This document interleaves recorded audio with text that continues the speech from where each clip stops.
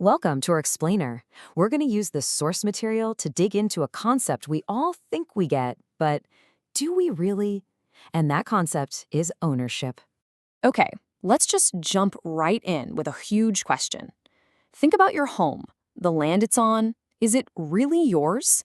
I mean, you'd probably say, of course it is. But the real answer is way more complicated than a simple yes.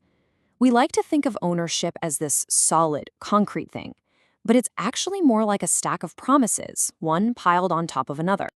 So let's start at the bottom of that stack. The most basic layer of ownership is all about the agreements we make with each other. It's about promises. But as we're about to see, not all promises are created equal.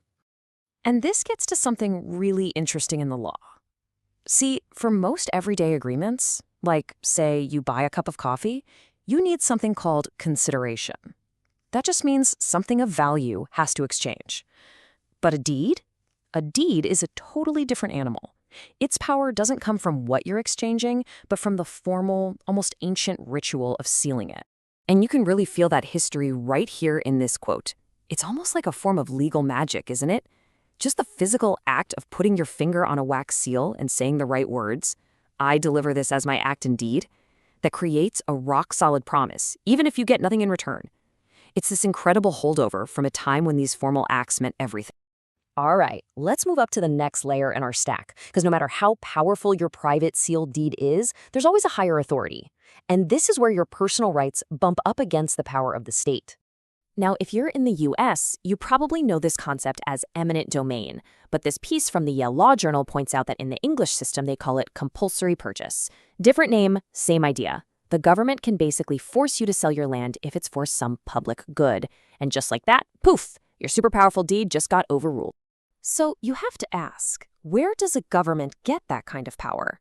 Well, in the English legal tradition, it all comes down to one thing, the absolute sovereignty of Parliament. It's not like the American system with constitutional checks and balances.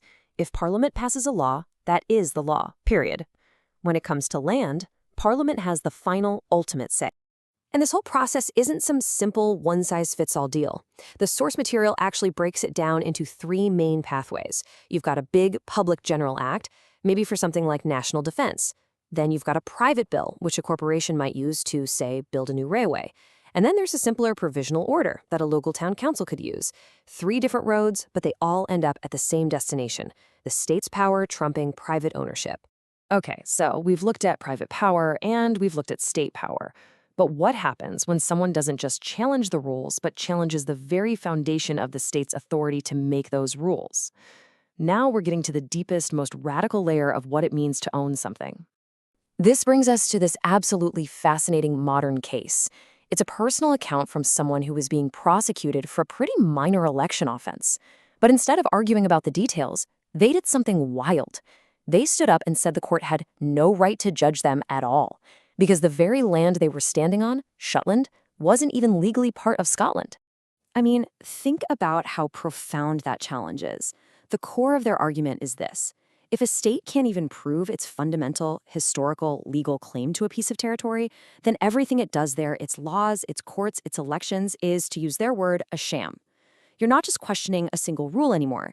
You're trying to rip out the entire first page of the rulebook. So let's pull all three of these threads together. What does this all tell us about what it really means to own something? It's pretty clear it's not one solid thing.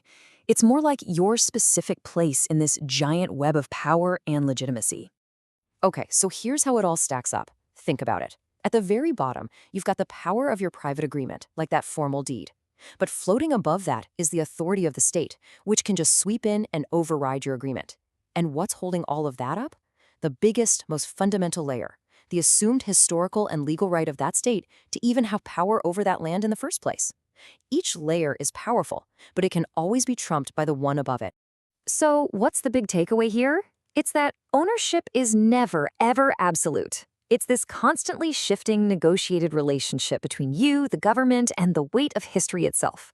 Your claim to your little patch of earth is only ever as strong as the weakest link in that entire chain of authority. Which, leaves us with one last big question. If all property is just a web of rules, who really gets to be the spider?